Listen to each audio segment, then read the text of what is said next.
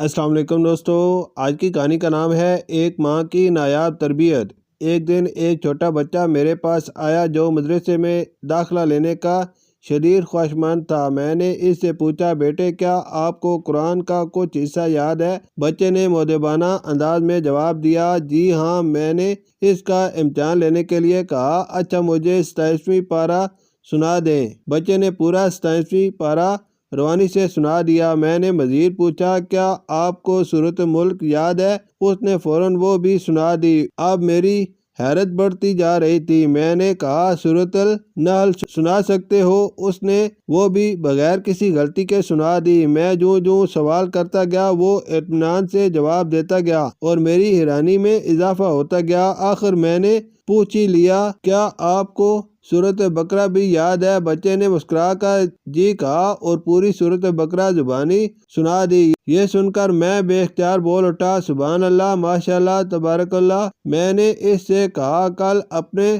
سرپرست کے ساتھ آنا۔ بچہ چلا گیا مگر میں حیرت کے سمندر میں ڈوبا رہا۔ میں یہی سوچتا رہا کہ یقیناً اس کا باپ بڑا دیندار اور قرآن سے محبت کرنے والا ہوگا۔ اگلے دن جب بچہ اپنے والد کے ساتھ آیا تو میں حیران رہ گیا، کیونکہ اس کے والد کی ظاہری شکل ایسی نہیں تھی جو اس بات کی گواہی دے۔ والد نے میری کیفیت بھانپ لی اور مسکرا کر کہا، آپ حیران ہو رہے ہیں نا، اصل حقیقت کچھ اور ہے۔ اس بچے کے پیچھے اس کی ماں کی محنت ہے جو تربیت میں ہزار مردوں پر بھاری ہے۔ پھر انہوں نے بتایا، میرے تینوں بیٹے حافظ قرآن ہیں اور میری 4 سالہ بیٹی بھی 27واں پارہ حفظ کر چکی ہے۔ یہ سن کر میری حیرانی کی انتہا نہ رہی۔ میں نے پوچھا، یہ کیسے ممکن ہے؟ انہوں نے جواب دیا، بچوں کی ماں جب بچہ بولنا شروع کرتا ہے اسی وقت سے قرآن سکھانا شروع کر دیتی ہے۔ وہ بچوں میں شوق پیدا کرنے کے لیے مقابلے کرواتی ہے۔ جو پہلے